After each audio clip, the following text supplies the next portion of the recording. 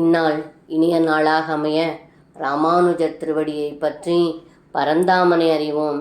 தினம் ஒரு நாராயணீயம். விகித ஜகதீரக்ஷம் லக்ஷ்மீகராம்புஜலாலிதம் தததி சரணத்வந்த்வம் பிருந்தாவனே த்வயி பாவனே கிமிவ நபபௌ சம்பன் சம்போரிதம் தருவல்லரி சலிலதரணி கோத்ர க்ஷேத்ராதிகம் கமலாபதே.